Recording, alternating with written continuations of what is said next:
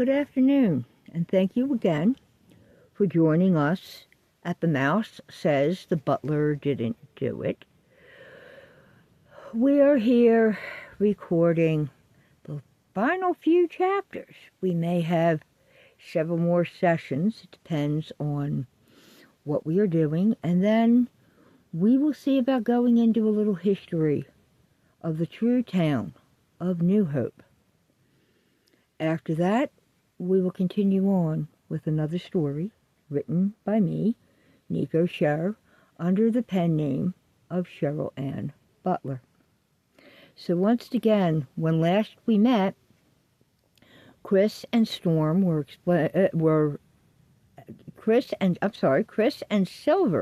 were explaining to Ghram about some of the history that went on with Manduala and why it was things occurred and some of the facts involving his birth. So, once again, thank you for joining us. You may see the mouse pop up here. She's running around.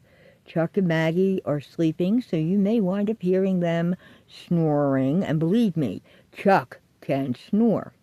You may also have a visit by a cat or two. Welcome, and here we go. Chapter 103. Chris rose to latch on to his son. Ghram stood there trembling in his father's arms. Calm down. You don't need a seizure. With the shit you've been through, Ghram started into his deep breathing. So she was your queen, and the coven was her court. I'm not upset about that, Dad. I know she slept. Wait, hold it. Let me make this clear. The coven gave their Nen permission to make love to her. Make love to her that she needed because she could not trust you and her sisters not to destroy her world, her heart, and hurt her. She was loved by all of you, no matter who it was. They need to feel that love. He viewed it as getting a piece of ass or getting him some from anyone he got it from. I know the way George worked. That wasn't the way she viewed it when it came to you all. She viewed it as a gift from her sister witches that they cared enough to grant her their men to make love to her and give her the pleasure she so craved. And she loved every one of them, you and us kids, with all her heart and soul. My God, she loved with so much of her heart. How the fuck could he have done that to her? He put his forehead on his father's massive chest. You're very right, Silver told him. But as far as we all know, I was the only one of the Lions that had a condom break. None of the other guys. And it was,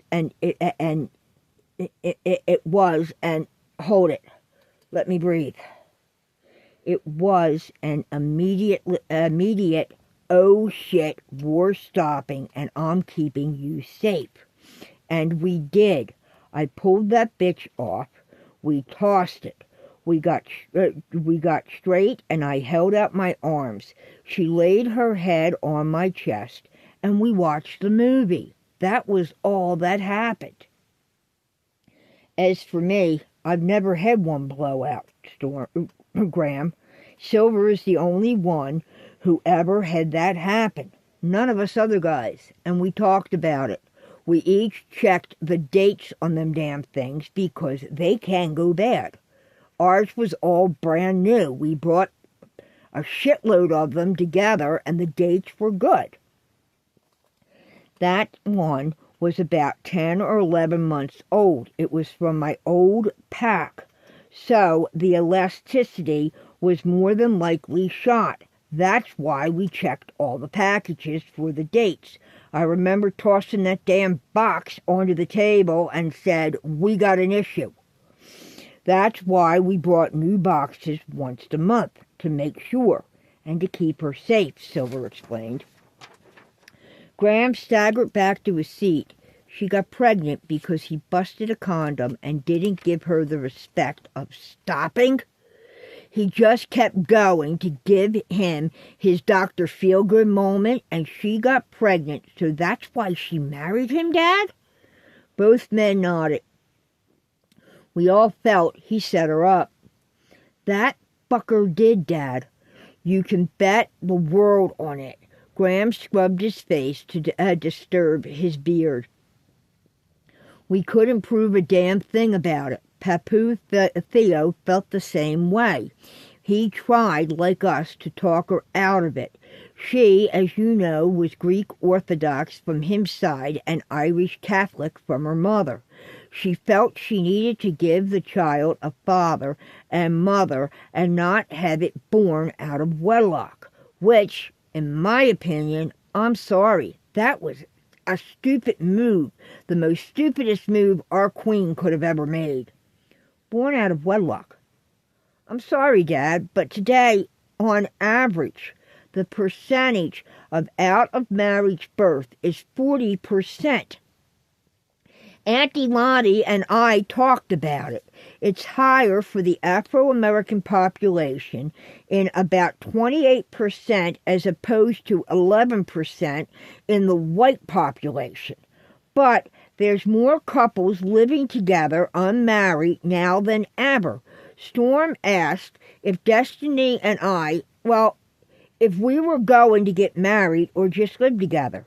Christ, what my kids have been through. I had you and Mom, Ranella, and this family. That fucking bastard. If she had raised him by herself and the family. We don't know that, Silver stated. Silver is right. Lottie and Gabe were married. They raised all their kids together until his death on the coal. Look what happened with Whoopi. Lot wound up with the twins, and then with Shauna. Chris looked him in the eye. Yeah, Dad, true. But look at who caused that. Reed. And George was alive when all three of them were born. Think about that. Granted, but back then, a child born out of wedlock would have reinforced some of the old bullshit rumors that were spread throughout our school days. Chris looked Ghram in the eye. So fucking what? They were rumors caused by jealousy, and the biggest bitch on that is still the biggest bitch going in Janet Pims. Cody would agree with you on that one. Silver gave a nod. Chris shrugged.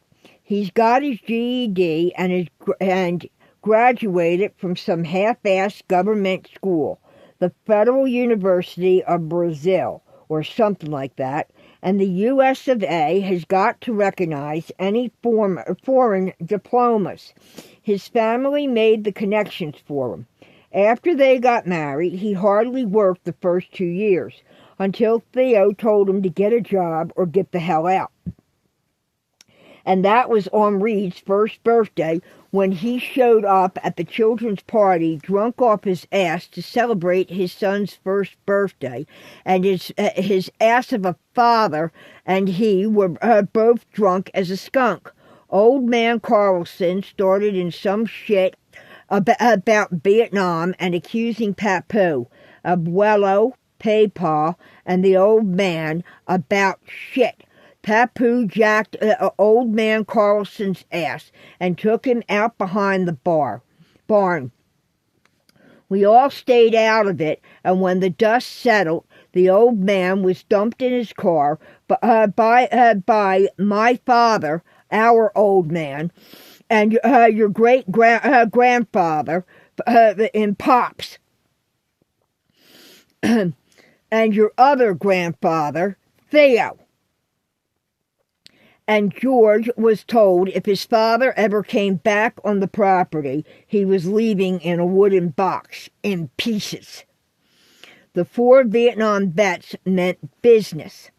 That's when he started to look. When I started to look into the way the three of them were injured over there, and the old man was the one who pulled them out of the debris with Ruby's grandfather. And it turned out that it was a fragging. They didn't even know who the private was that did it. He wasn't in their platoon. Wasn't even a Green Beret. That's how Ruby's grandfather was hurt, right, Dad? Chris shook his head. Yes, but we did find out old man Carl Carlson knew the private and that the guy owed him money from a bet, and there was an investigation that was still ongoing from the rape and murder of a 15-year-old girl that was transported from Vietnam to the Cambodian border, where her body was found, and evidence that was left there was pointing a finger at Georgie Porgy's daddy. It was these three men that had called for the investigation into the crimes: Pepa, Abuelo, and Papu. Crimes with an S at the word's end. There were multiple things he was being looked into for. He was dishonorably discharged due to psychiatric issues to which he refused mental health care with. Papu gave Georgie Porgy his marching orders: get a job or get the fuck out. He had a week to find one. Silver looked at the ceiling. Suddenly, he has the vice principal's job at Fleetwood Academy. Wait a minute. Ghram put up a hand. Hold it, Dad. Uncle Silver, wait. Wasn't that the charter school that turned out to be a rich kid sit on your ass and party till you puke with a worthless mail-order course, and then turned up as a website? It wasn't even state accredited. It shut down within months of his death, didn't it? Holy shit, Dad. Uncle Silver, if that website was also doing college educational courses, and one of the courses was in psychiatry, what if? Ghram looked from Chris to Silver. The two older men looked at each other, then back to him. A degree in psychology was available, you're saying? He worked as that so-called academy's vice principal from 2 weeks after Reed's first birthday until he was hired as vice principal at the elementary school, and up until his death. She would have graduated the same year as Reed, and it's possible she could have gotten the degree 2 years later. It's 4 years before his death. Probable, very, very probable, that the degree came from there. Silver tapped his chin. I wouldn't put it past them to offer her that as a payoff to keep her mouth shut, especially if she had been one of Reed's dealers. Chris huffed. He took over the principal's position the summer before he died, and when as the academy didn't fly the year after, that was because the kids didn't get the curriculum sent out to them. That's why they were looked into. Turned out George was the academy, and he pocketed every red cent. Any kid that attended the diploma was worthless in any field. He shrugged. You get what you pay for, I guess. The parents tried to create a class action lawsuit to recoup their losses. No bank account was ever found. He only accepted personal checks at a P.O. box in Yardley. When the canceled checks were looked at, the bank's routing number isn't American. It tracks back to Switzerland, I think. Ghram shook his head and rubbed his beard to straighten out the mess he made of it. I bet whatever they used in Switzerland for account assignments, Reed's connected to. I bet he's got several over there.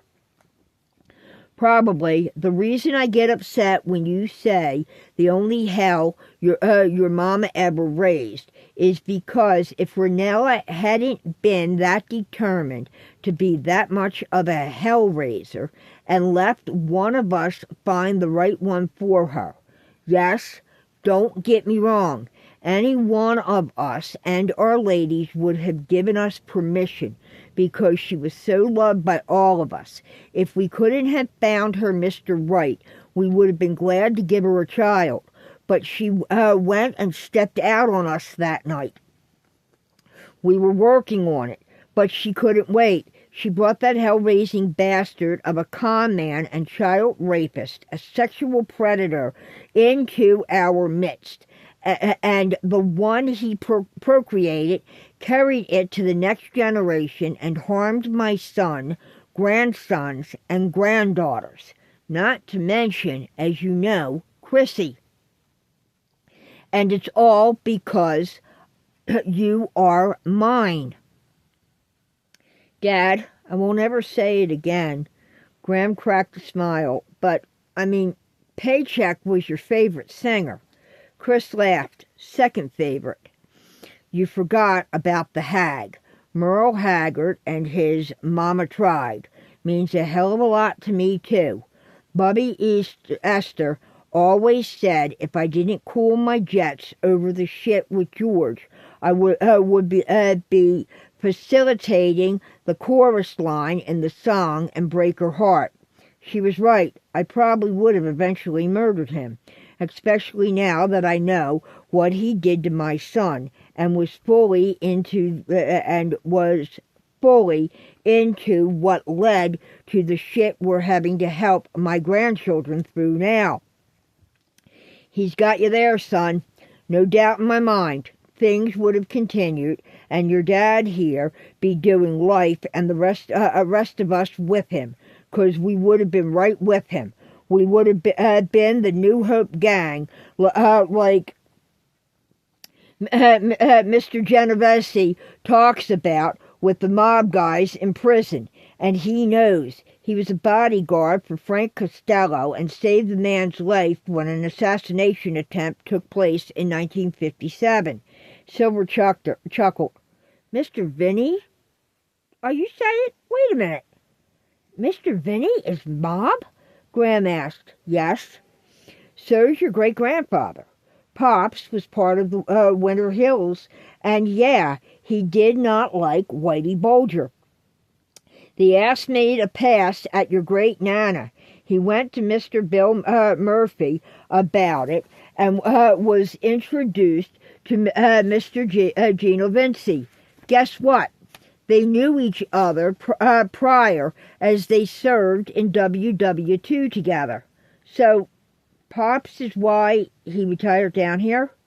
Ghram, a joint background in their younger lives. These men take that as respect and loyalty as they know things about each other and that they are not rats. Chris smiled.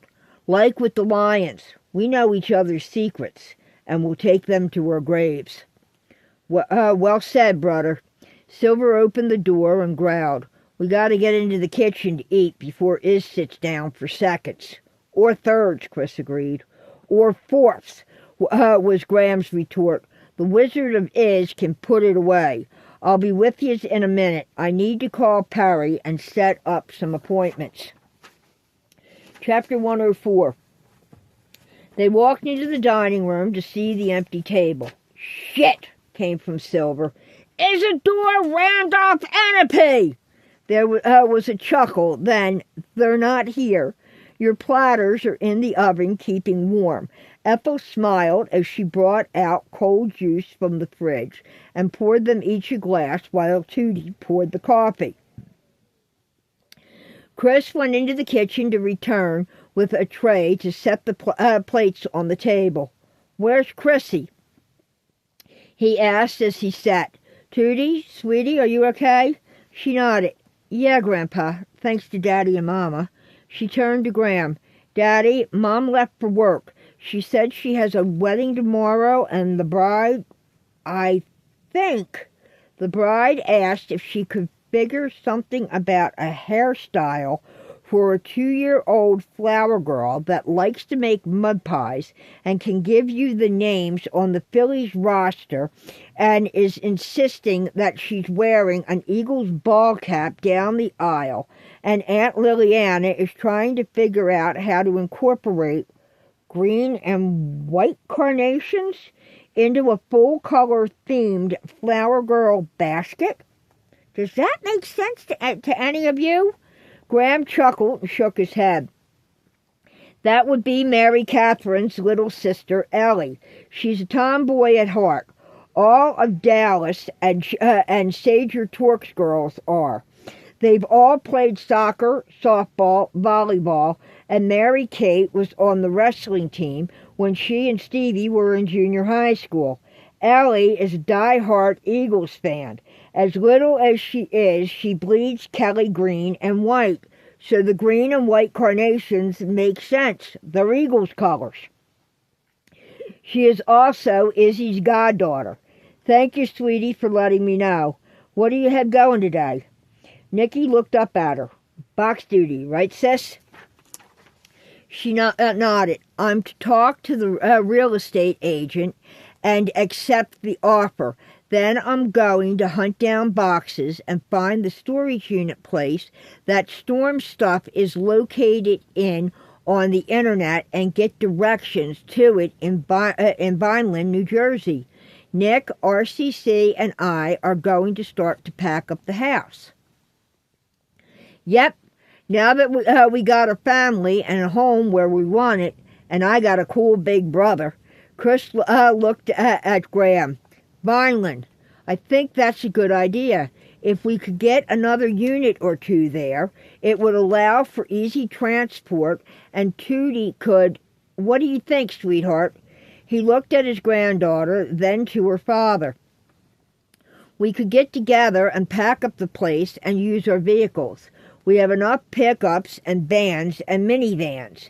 My Porsche ain't gonna cut it, though. How many rooms is your house, sweetie? 2 bedrooms on the 2nd floor. The kids share a dormer. My office, living room, kitchen, and bath. Daddy, it's about 1,000 square feet. It's a small row home in Bristol Borough's historical district. It would save you on U-Haul, Ghram agreed. That could be moved out and into storage in a weekend once we packed it up. What do you think, Tootie? That would be great, Daddy. It wouldn't take us more than 3 days to pack up. Oh, Grandpa, Uncle LeBoo is dropping Aunt Chrissy off at the shop, and Storm and I, as I said, are talking about the storage place, and I'll be calling it. He thinks from what we've looked at their ad, they do have several units open. So I'm going to see how this goes, and we'll go from there. But thank you all. She leaned down to give a kiss to her dad and one to her grandpa. She's at the shop? Huh? What? You would mean what's left of it, doll baby, wouldn't you? How come I wasn't asked to go? Ethel, explain that to me, Silver snarled. She was to take Ratchet home with her. I called Rain because that poor kitten was coughing and sneezing and wheezing when I talked to Ricer this morning. He's on his way, and when she got there, they were going to put the old tire changer and balancer out of the wrecking yard's building. They're trying to salvage tools from the place, and she was to call Jess. She's going to have Devo and Pearl flatbed the Hudson Hornet tomorrow morning, as the cleanup is going to be hell. She, Ricer, and the team are going to work in the cold. So why the hell couldn't I? After all, it was my shop first. We lost the shop, but not the stock and the old equipment. They're going to have to do it the old-fashioned way, just like I originally taught each and every one of them little shits. A hell of a lot of elbow grease, blood, sweat, and tears. So why the hell wasn't I invited to do work at my own damn shop? Ethel gave a wan smile. Take a chill pill there, running back. As the girls don't have any clothes, I made the call to the Red Cross. As Peggy and Hot are at the inn, that's secured, and the Cranberry plumbers are working there today. I'm babysitting today and keeping an eye on you until Emily gets things on a roll. Silver shook his head to look at Chris, then back to Ethel. Okay, he growled. We rented a car.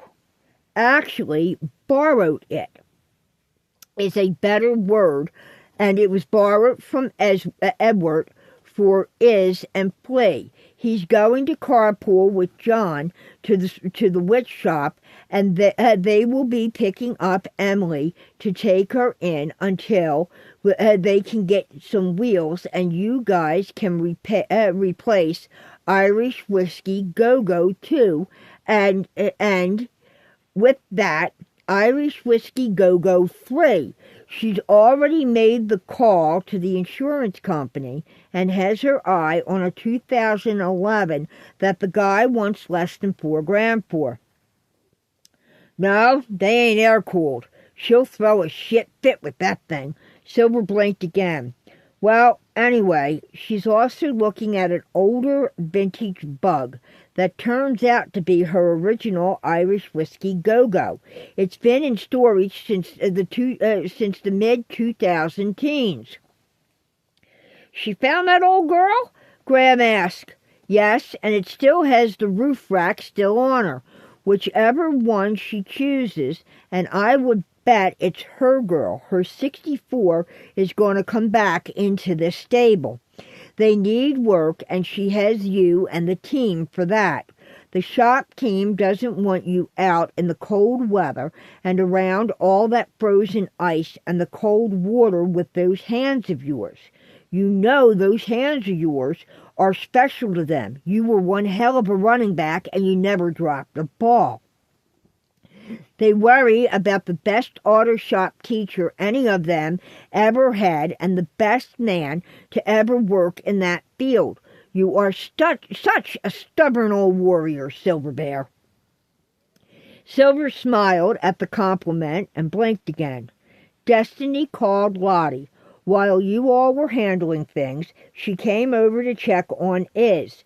She told him to take it slow and rest periodically through the day, but she gave us the all-clear otherwise, so he, Emily, and Flea have gone to meet the Red Cross members. They told Em that as you and she have closed at the B&B, she can give you your help to Flea and Izzy for them and the girls. Thank you. Now all we need to figure out is where the hell in a half-assed basket are my kids going to live until we can get that house leveled and rebuilt. I checked. Izzy and Flea have kept up on the homeowner's insurance to the date. Silver blinked hard this time. I can't see a shitting thing. He turned from the table. Come on, you motherfuckers! He blinked and removed the contacts and threw them into the trash. Silver, you'll be blind without them, Chris sipped his coffee. I'll be blind with the damn things, 'cause I'll poke my fucking eye out putting them in. And for Christ's sake, if they're the ones Coach Blair got me. Never told you I couldn't see a damn pass you threw. That's why I was running back with Jack. Mac and Pat were your wide receivers. Mac had the eyes of the eagle. He spotted a couple of them UFOs or tic-tac things or something or others off of San Diego, didn't he? And Pat could jump for junk balls and hurdle them. Shit, the man had springs for his legs when we were in our teens. I couldn't see the freaking ball in the air, much less catch the damn thing, and those flipping things are from my junior year. Before that, I wore safety glasses. Remember, quarterback? They're 45 years old and you still have them? Chris dropped his head to shake it and laughed. Spares. Silver scooped up some hash browns. Ghram looked at the two of them. But, Dad, Uncle Silver never dropped a handoff from you and never fumbled. He still holds an unbeaten record for high school running back. True. Don't let those arthritic knuckles fool you. He had the best hands of any high school player in the history of Pennsylvania.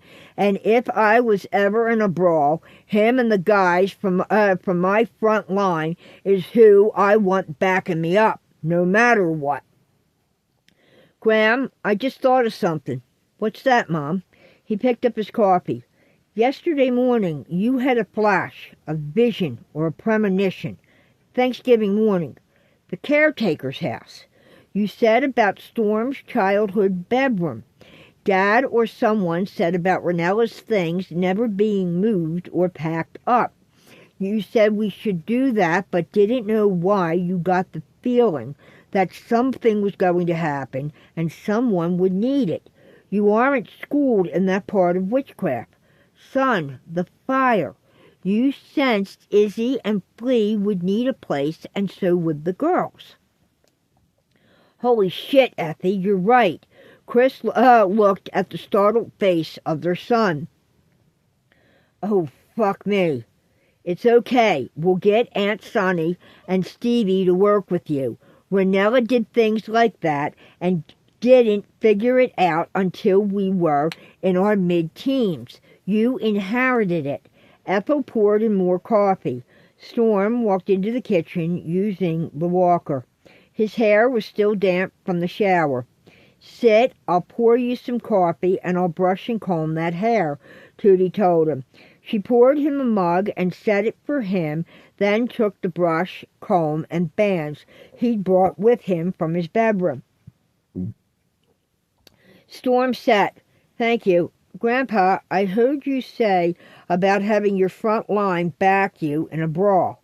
Were you and D2 ever in a brawl that wasn't wasn't military and U.S. Marine related?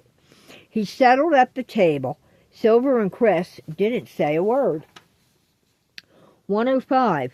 Ethel set down her coffee and put her hands on her hips. You two turkeys, tell your grandchildren the truth.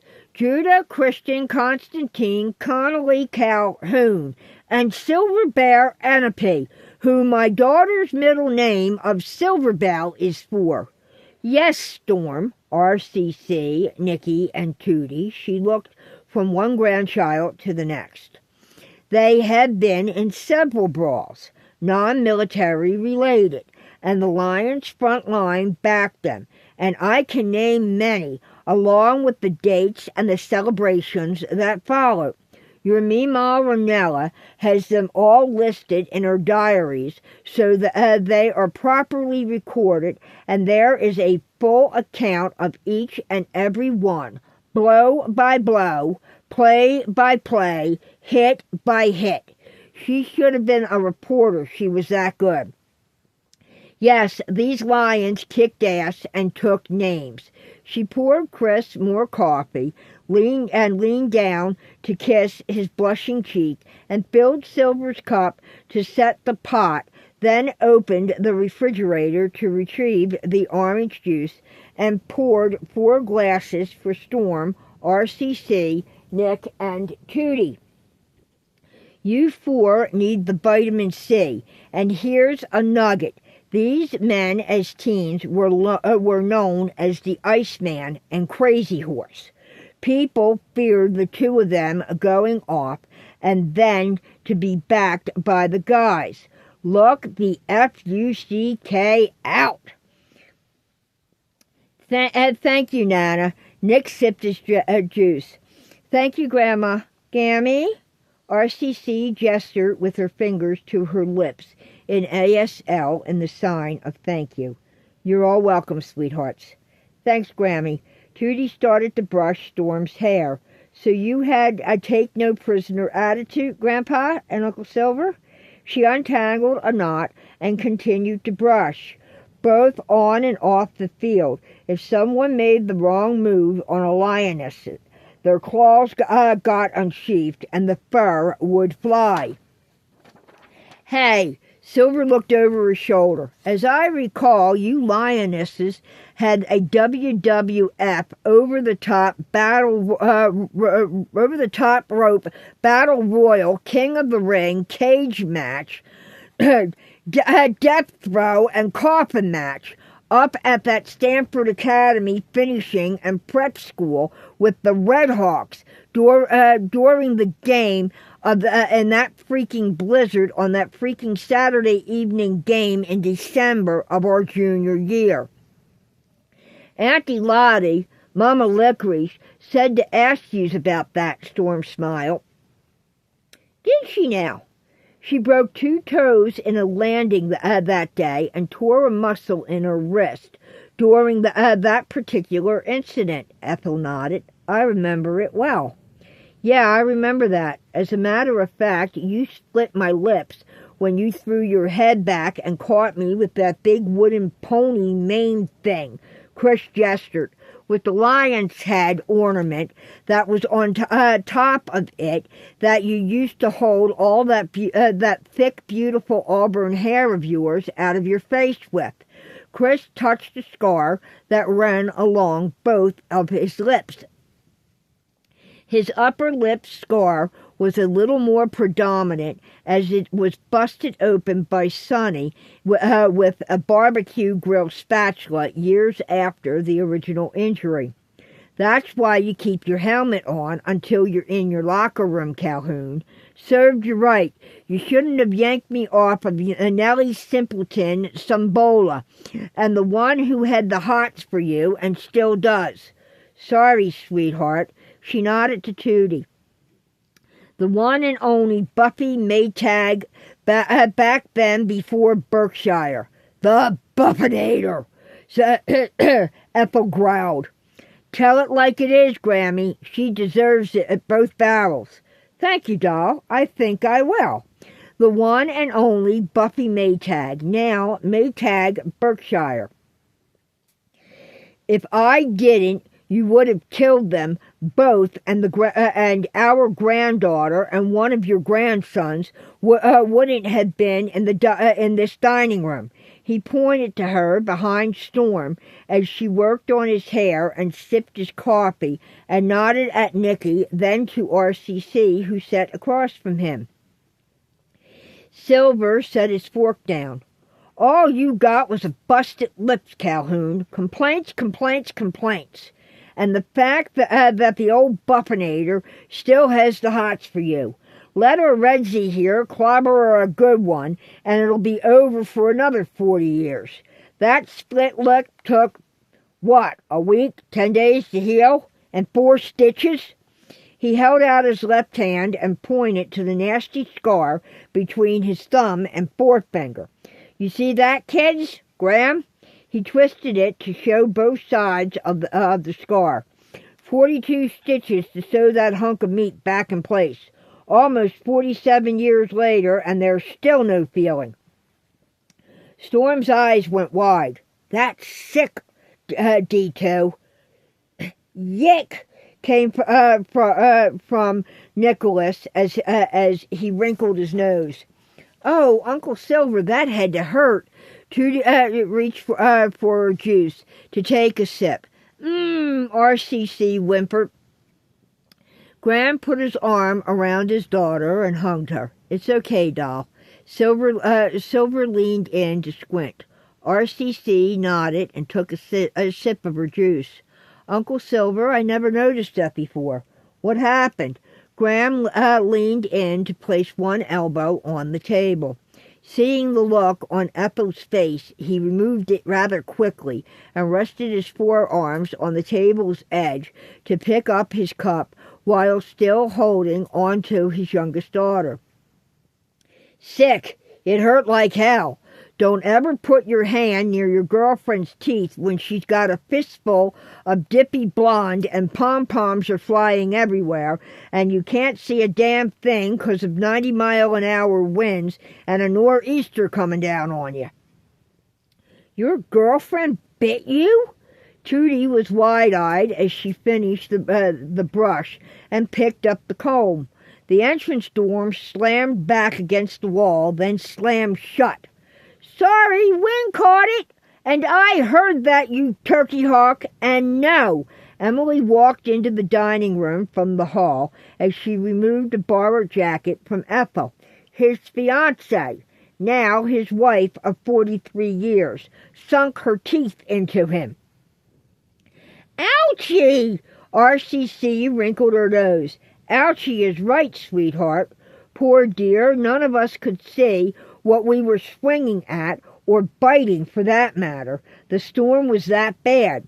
He's right, though. I had this ditzy blonde, Lisa Blake, by the hair, and I'm pounding on her with my pom-poms in my hands. He tried to yank me off, but his contacts were fogged so bad he looked like a zombie. They were pure white and frozen to his eyeballs. Instead of getting his arm around my middle, he misjudged because of his height, and I had Lisa down and was bent over her, and he got his hand over my mouth instead of my middle. She did exactly what we taught all the girls. Fight like hell. Use anything you got if anybody comes at you, and fight your ass off until one of us badasses get to you. It didn't matter which one of us got there as long as one of us did, and they fought to keep themselves going. I got my hand over her mouth, and yes, my lady, man, she's still got a set of gorgeous chompers on her.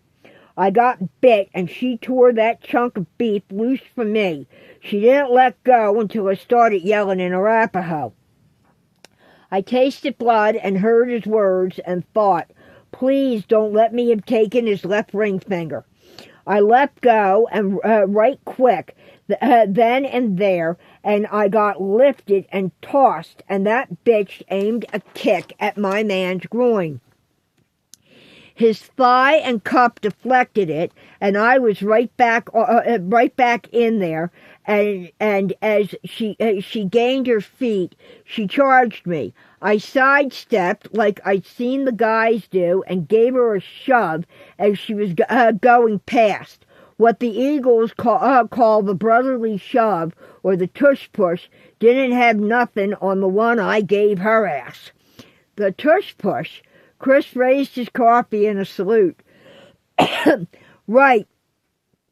Only it was a hell of a lot harder, and she goes head first into the bench and dropped like a stone. I turned and ran to him and up into his arms, and here comes another bitch. She dropped down and spins and takes this one on as I'm dealing with one of the players. Em went down, and this chick is on top of her. And I'm thinking, Christ, sweetie, get your feet under you. But she continued to pound the hell out of this chick. And finally, she gets her legs under her, and the war continues. All the guys tried to pull us off these bitches, and all but one were bitches. Let me tell you that, and the fact that most of them still are. Ethel rested her hand on Chrissy's shoulder, and yet Buffy Maytag Berkshire is still trying to bed my lion to get him to have a roll in the straw. If she ever lays a finger on him, she'll find out what his Reggie can do when she unsheaths her claws and bares her fangs, and is in protect mode of her quarterback, cubs, and grandcubs. She wants a war? I'll do more than dump a large Starbucks latte over her head and beat on a trash can bin I put over her, especially now after I've just found out. Grrr. Ethel bared her teeth and flexed her fingers. Go for it, Grammy. She'll deserve it. Tootie sipped her juice as she put the last band in Storm's hair. I hope Mom gets a chance to take on Phyllis after what she did to Daddy. Emily took Silver's hand to kiss the scar, having him smile. Chris turned to Silver. Was it Tsar or Rasputin we carried out of that smackdown on a gurney? Neither. It was Hap. After hearing me use the Arapaho, the brothers were smart enough to come at Desiree and Soloma from the front. They saw the guy's size, and there ain't many who speak fluent Russian at their size. Our big badass Russian bookends, 10 months apart. Silver shook his head, and their mama is such a tiny thing, not even 5 foot. But Dad Alexei, he's massive, like Sally and Ilya, and like Ramen was. The girls were in the throes of a Russian front of a World War II against Lila Winkle and Paulette Belove. And the Belove family thought better of themselves, and Paulette was going for both the guys. If Desi and Solo didn't know it by then, they found out that night by Lila saying, "After we kick your asses, we'll take your men out to dinner and give them the best they ever had." Ethel looked at Emily. Big mistake. Desi's French-Canadian, German-American Jewish, and Solo's Ukrainian Jewish temper ignited, and that battle looked like the French, Germans, and Ukraine armed forces joined together to defend the Russian front. They put both the girls in the school infirmary. Say it was a private school for those that had the funding from Daddy's bank account. I know John started singing the frigging Battle Hymn of the Republic. Didn't do him much good. It was actually funnier than hell. Chris shook his head as Silver chuckled. Chris, John would have done a lot better if he'd been singing I Wish I Was in Dixie. Ethel let go a snort and covered her mouth. True, very true, Emily giggled. When she recovered, she kissed his cheek.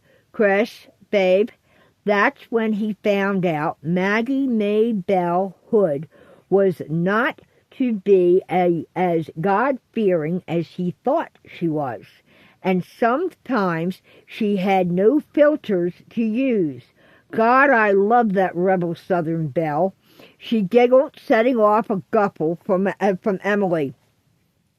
Storm and Nick looked at one another as they both turned to look at Tootie as RCC leaned around Ghram to stare. All 4 of his children then turned to look at them. Oh, yeah, his grandfather agreed. Boy, howdy, do I remember that. Johnny didn't know whether to shit or wind his watch when them words came out of Maggie Maybelle Hood's mouth. Silver kept shaking his head. What happened, Mom? Ghram asked. I've never heard this story before. I doubt if Jim or Christy have either. Or it would have been, part of our pride to be told. Well, Aunt Maggie May was born and raised until she was 5 in Atlanta, Georgia. Then her folks opened the art school and craft store up here because they were so very tired and frustrated of dealing with the ignoring of civil rights laws passed in the 1960s. It was then 1969. Mr. Bell Hood was one of the original Freedom Riders as an older teen and worked with Reverend Martin Luther King as a teen and had the honor of meeting Mr. Malcolm X then as a young adult at a Senate hearing before the man's assassination.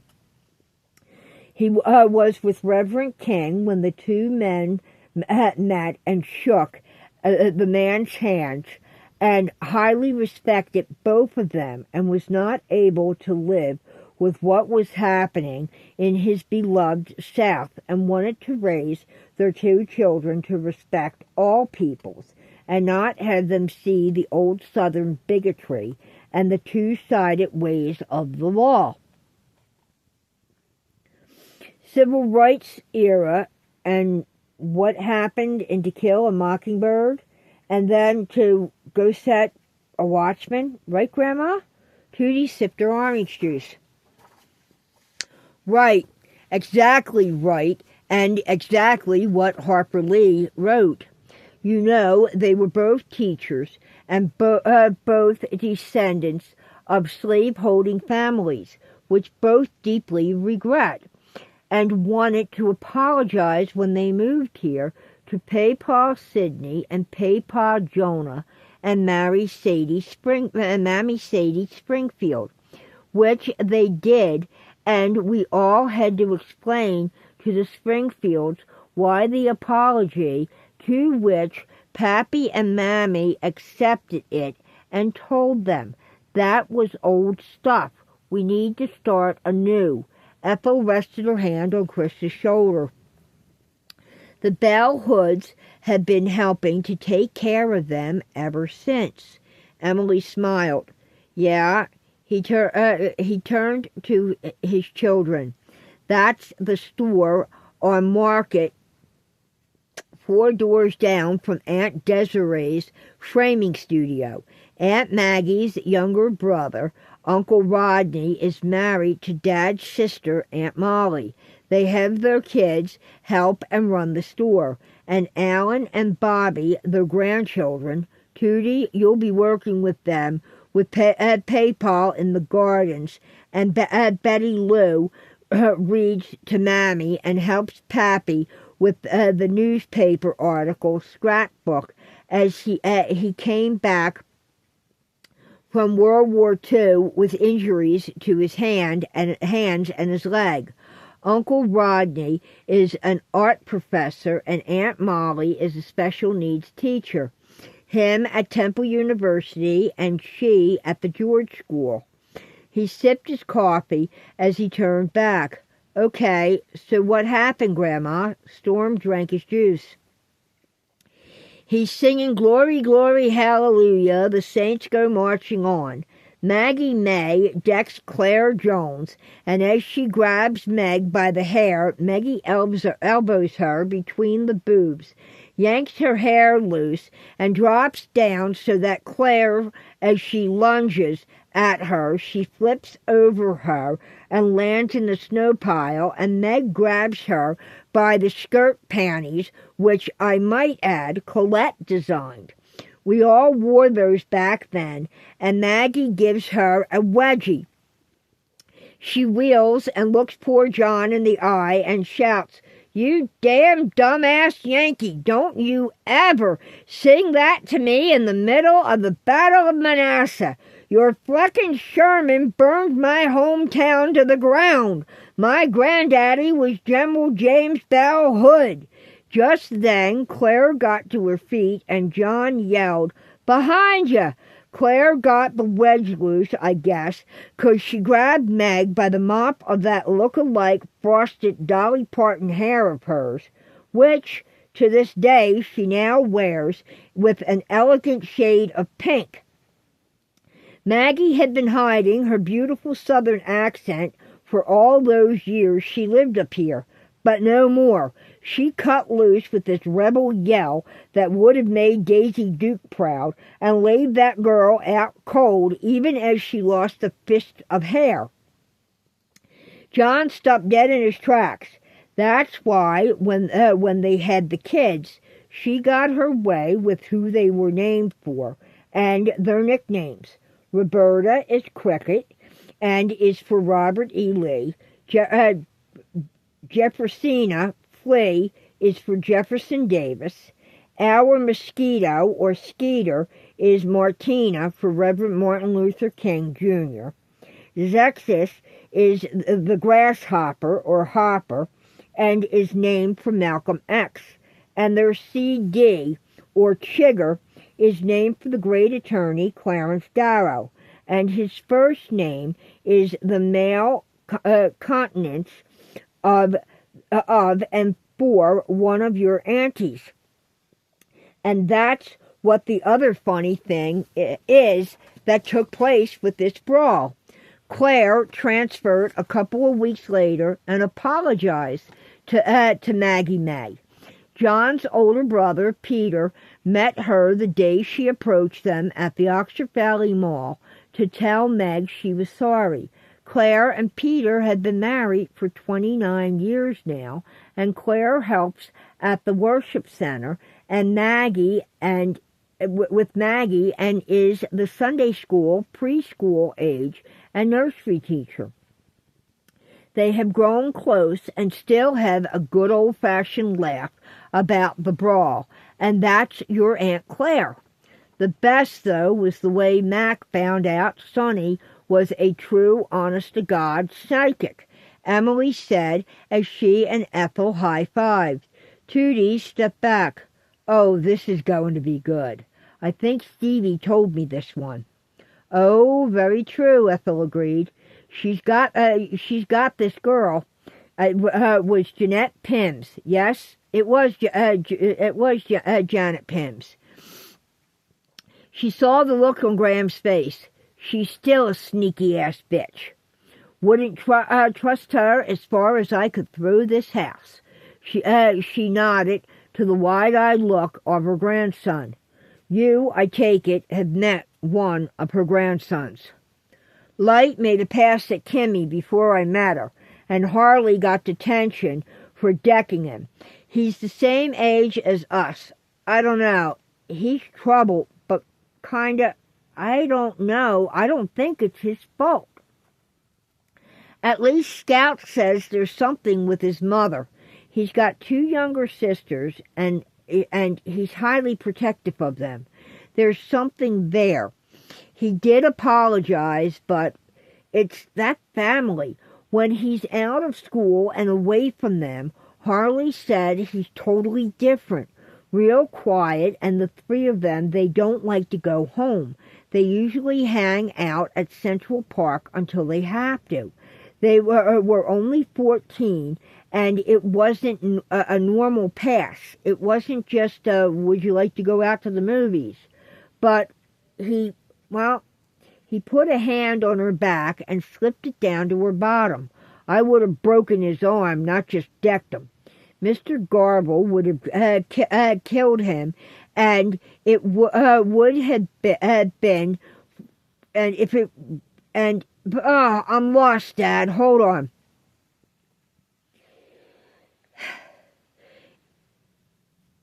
Had it not been for Rain being there to stop him, either Harley would have crucified him or Mr. Garble would have destroyed his world. Give him the benefit of the doubt. His aunt ain't much better. That family thinks they are God's gift to mankind.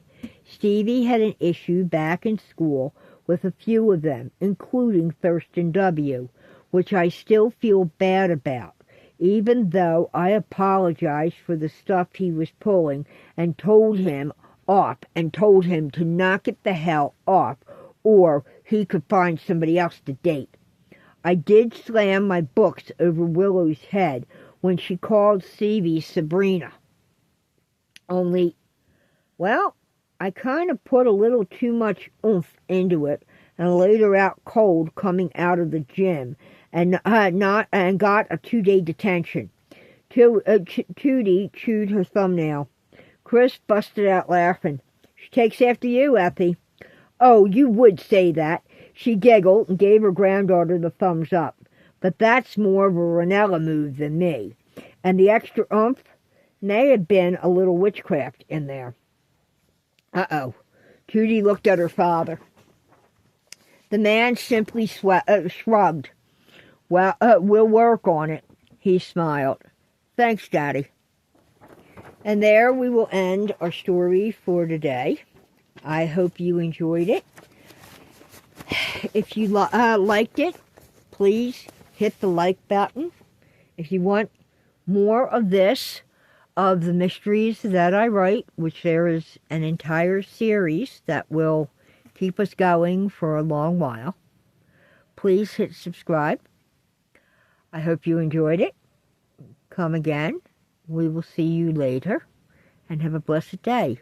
So mote it be.